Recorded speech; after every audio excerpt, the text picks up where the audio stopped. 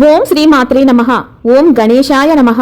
అందరికీ నమస్కారం. వినాయక చవితి వ్రతాన్ని ఆచరించిన తరువాత వినాయకునికి ఉద్వాసన ఎలా చెప్పాలి, ఏ విధి విధానాలను పాటించాలి, 2024వ సంవత్సరంలో వినాయకుని నిమజ్జనం ఏ రోజు చెయ్యాలి, ఏ రోజు చెయ్యకూడదు, ఇంట్లో నిమజ్జనం చేసేవాళ్లు ఏ విధి విధానాలను పాటించాలి, మట్టి విగ్రహాన్ని కాకుండా వేరే లోహంతో చేసినటువంటి విగ్రహాలను పెట్టుకుంటే ఉద్వాసన చెప్పి నిమజ్జనం చెయ్యాలా, పసుపు గణపతిని నిర్మాల్యం కలశం పెట్టుకున్న వాళ్ళు కలశ సామాగ్రి ఉద్వాసన తర్వాత ఏం చెయ్యాలి, ఇలాంటి ఆసక్తికరమైన పూర్తి విషయాలను ఈ వీడియో ద్వారా తెలుసుకుందాం. మొదటిసారి ఛానల్ ని చూసేవాళ్ళు మా ఛానల్ ని సబ్స్క్రైబ్ చేసి పక్కనే ఉన్న బెల్ ఐకాన్ ని ప్రెస్ చేయండి. దీనివల్ల మీకు రానున్న ఆధ్యాత్మిక వీడియోస్ అన్ని కూడా నోటిఫికేషన్ ద్వారా మీకు అందుతాయి. మా వీడియోస్ మీకు నచ్చినట్లయితే లైక్ చేయండి, షేర్ చేయండి. నిమజ్జనం అంటే ఏమిటి, ఎందుకు చేయాలి అంటే మనకు కపిల తంత్రం అనే గ్రంథం ఏమని చెబుతోంది అంటే, మనం ఎక్కడి నుంచైతే వినాయకుడిని తెచ్చి ప్రాణ ప్రతిష్ఠ చేసి పూజించామో మరలా అక్కడికే ఆయన్ని సాగనంపాలట. అలాగే మట్టితో చేసిన ఏ మూర్తిని అయినా సరే నిమజ్జనం చేయాలి. ఒకప్పుడు గంగాదేవి విఘ్నేశ్వరుని గూర్చి తపస్సు చేసింది. నాయన, నిన్ను ఎప్పుడు పార్వతీపుత్రుడు అని అంటున్నారు, నీవు నాకు పుత్రుడుగా ఉంటావా అని అడిగిందట. అప్పుడు గణేశుడు భాద్రపద శుద్ధ చతుర్థి నాడు గంగలో నుంచి తీసిన మట్టితో నా ప్రతిమను చేసి 1 రోజు లేదా 3, 5, 9 లేదా 11 రోజులు పూజ అయిన తరువాత తిరిగి నీటిలోనే నా ప్రతిమను కలపాలి. అలా చేస్తే ఈ పూజా ఫలితం లభిస్తుంది. ఇలా గంగలో నుంచి తీసి నన్ను పూజించి మళ్ళా గంగలో కలిపితే 1 సంవత్సరం పాటు నీ గర్భంలోనే ఉంటాను, కాబట్టి నీ పుత్రుడుగా ఉంటాను. అందుకే గంగాపుత్రుడు అనే నామం వచ్చింది. ఇలా గంగాదేవికి వరం ఇచ్చాడు గణేశుడు. అందుకే తప్పనిసరిగా నిమజ్జనం చేయాలి. శాస్త్రం ప్రకారం వినాయక చవితి తిథి రోజున ప్రాణ ప్రతిష్ఠ చేసిన ప్రతిమకు అనంత చతుర్దశి రోజున నిమజ్జనం చేయాలి. ప్రస్తుత కాలమానం ప్రకారం మనకి అన్ని రోజులు ఇంటిలో విగ్రహాన్ని ఉంచుకొని ధూప దీప నైవేద్యాలను సమర్పించటం మనకి అవని పని. కాబట్టి 1 రోజు లేదా 3, 5, 7, 9 రోజుల పాటు మీ శక్తి కొలది బేస సంఖ్య రోజులు ఇంటిలో ఉంచుకొని పూజించాలి. విగ్రహం ఇంటిలో ఉన్నన్నాళ్ళు కూడా ఉదయం సాయంత్రం కూడా ముందు రోజు పెట్టిన పూలను పత్రిని ముందుగా తీసి తరువాత దీపం, ధూపం, నైవేద్యం, హారతి, నమస్కారం, పువ్వులు ఇలాగా పెట్టి పూజించాలి. ప్రతినిత్యము నైవేద్యం పెట్టలేకపోతే బెల్లం ముక్కనైనా నివేదన చేసి హారతి ఇవ్వాలి. ఇలా పంచ ఉపచారాలు పూజ చేసుకుంటే సరిపోతుంది. ఇలా ఎన్ని రోజులు పూజ చేయాలి అనుకుంటున్నారో అన్ని రోజులు కూడా తప్పనిసరిగా దీపం ఉండాలి. అది అఖండ దీపం అయితే చాలా ఉత్తమం. ఒకవేళ మీరు అఖండ దీపం పెట్టలేకపోతే ఏ రోజున దీపారాధన ఆ రోజున చేసుకోవాలి. మేము 1 రోజే పూజ చేసుకుంటాము అని అనుకుంటే మీరు చవితి రోజున ఉదయం సాయంత్రం కూడా పూజ చేసుకోవాలి. మరుసటి రోజున ఉదయాన్ని కూడా యథావిధిగా స్వామివారికి పంచ ఉపచారాల పూజను నిర్వహించాలి. ఆ తరువాత ఉద్వాసన మంత్రం వింటూ విగ్రహాన్ని పూజాపీఠని 3 సార్లు కదపండి.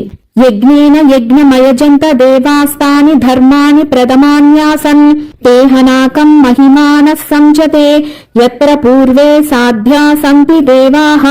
శ్రీ వరసిద్ధి వినాయకాయ నమః.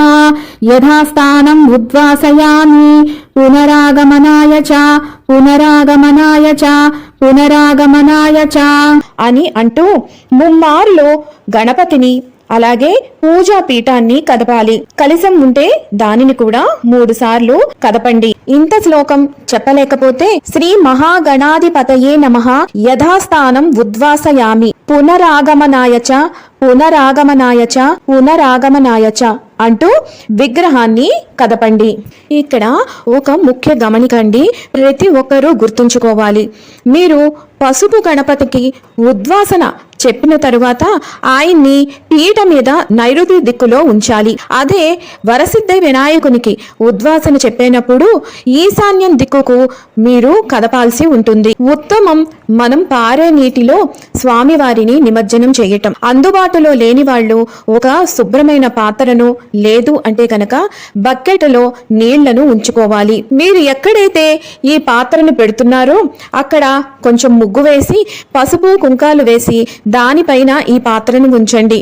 ఆ నీటిలో నదులు అన్నిటినీ ఆవాహనం చెయ్యాలి. లేదు అంటే మీ దగ్గర ఉండే గంగా జలాన్ని కొంచెం ఆ నీటిలో ఉంచాలి. ఆ తరువాత దాంట్లో కొంచెం పసుపు కుంకుమ అక్షంతులు ఉంచాలి. నిమజ్జనం చేసే ముందు స్వామి, ఈ సంవత్సరం మా యథాశక్తి కొలిది నీ పూజను చేసుకున్నాం.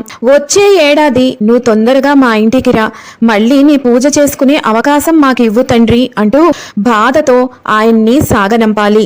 ఆయన బ్రహ్మాది దేవతలు ఉండే లోకానికి వెళ్ళిరా అని చెప్పటమే ఈ నిమజ్జన తత్వం. ఆ తరువాత ఇంటి యజమాని ఆ ప్రతిమను నెమ్మదిగా తన చేతుల్లోకి తీసుకోవాలి. ముఖము ముందు వైపుకుండాలి. స్వామివారి వెనక భాగం అతని హృదయానికి తగులుతూ ఉండాలి. ఇలా నెమ్మదిగా తీసుకొని స్వామివారి నామాన్ని లేదా గచ్చ గచ్చ సురశ్రేష్ఠ స్వస్థాన పరమేశ్వర లేదా ఓం గం గణపతయే నమః లేదా జై బోలో గణేష్ మహారాజ్ కి అంటూ స్వామిని నిమజ్జనం చేయాలి.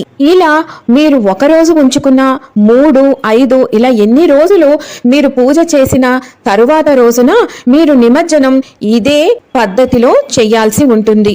ఆ తరువాతి రోజు ఆ మట్టి నీటిని మన ఇంట్లో ఉండే మొక్కలలో గాని లేదా తులసి కోటలో గాని వేస్తే శ్రేష్టం. ఇంటిలో నిమజ్జనం చేస్తున్నాం కదా, మరి నిర్మాల్యం పసుపు గణపతిని అలాగే మిగిలిన కలశానికి సంబంధించిన వస్తు సామాగ్రిని ఏం చెయ్యాలి అంటే కనుక ఎవ్వరూ తొక్కని ప్రదేశాలలో ఉంచండి. లేదు అంటే పూల కుంపట్లలో కొంచెం మట్టి తీసి ఆ నిర్మాల్యం దాంట్లో ఉంచి కప్ప పెట్టవచ్చు. అదే పసుపు గణపతి అయితే కనుక మైలు లేని సమయాలలో మీరు దాన్ని మొహానికి లేదా మంగళసూత్రానికి రాసుకోవచ్చు. లేదు అంటే కనుక దీనిని కూడా మట్టి విగ్రహంతో పాటే నిమజ్జనం చేయవచ్చు. ఒకవేళ మట్టి విగ్రహం కాకుండా వేరే ఏదైనా విగ్రహం పెట్టుకొని మీరు పూజ చేసుకుంటే కనుక ఆ ప్రతిమను నిమజ్జనం చేయాల్సిన అవసరం లేదు. ఆ ప్రతిమకు ఇందాక నేను చెప్పిన విధంగా ఉద్వాసన పలికిన తరువాత మీరు నిత్యం యథావిధిగా చేసుకునే పూజా మందిరంలో ఈ విగ్రహాన్ని పెట్టుకొని పూజ చేసుకోవచ్చు. నిమజ్జనం చేసేటప్పుడు మంగళ శుక్రవారాల్లో మనం వినాయకుణ్ణి నిమజ్జనం చేయము. మిగిలిన రోజుల్లో మాత్రమే మనం నిమజ్జనం చేయాలి. ఇది ప్రతి ఒక్కరూ గుర్తు పెట్టుకోవాలి. 2024 సంవత్సరంలో వినాయక చవితి మనకి 7 సెప్టెంబర్ 2024 శనివారం రోజున వచ్చింది. వినాయకుణ్ణి ఇంట్లో కేవలం ఒక్కరోజే పెట్టుకొని పూజ చేసేవాళ్ళు 7వ తారీఖున ఉదయం సాయంత్రం పునఃపూజ చేసుకొని మరుసటి రోజు అంటే 8 సెప్టెంబర్ 2024 ఆదివారం రోజున ఉదయం కూడా పునఃపూజను చేసుకొని అనంతరం మీరు స్వామివారికి ఉద్వాసన పలికి నిమజ్జనం చెయ్యాలి. వినాయక చవితి పూజను 3 రోజులు నిర్వహించుకునే వాళ్ళు నిమజ్జనం 9 సెప్టెంబర్ 2024 సోమవారం రోజున చేయాల్సి ఉంటుంది. వినాయక చవితి పూజను 5 రోజుల పాటు నిర్వహించుకునే వాళ్ళు 11 సెప్టెంబర్ 2024 బుధవారం రోజున నిమజ్జనం చేయాలి. వినాయక చవితి వ్రతాన్ని 7 రోజుల పాటు చేసుకోవాలి అనుకున్న వాళ్ళు 13 సెప్టెంబర్ 2024 తేదీన చేయాల్సి ఉంటుంది. కానీ ఈ రోజు శుక్రవారం అయ్యింది. శుక్రవారం రోజున మనం నిమజ్జనం చేయము కాబట్టి 9 రోజులు పూజను నిర్వహించుకొని 15 సెప్టెంబర్ 2024 ఆదివారం రోజున నిమజ్జనం చేయాల్సి ఉంటుంది. ఇక 11 రోజుల పాటు నిష్ఠతోటి వినాయక వ్రతాన్ని ఆచరించే వాళ్ళు 17 సెప్టెంబర్ 2024 మంగళవారం రోజున, ఈ రోజున అనంత చతుర్దశి. ఈ రోజు మంగళవారం వచ్చినా అనంత వ్రతం అనంత చతుర్దశి కాబట్టి ఈ రోజున నిమజ్జనం చేయవచ్చు. మంగళవారంతో నిమిత్తం లేదు.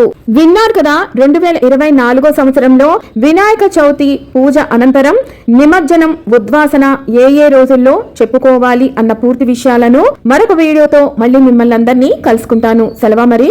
సర్వం ఈశ్వరార్పణమస్తు. స్వస్తి.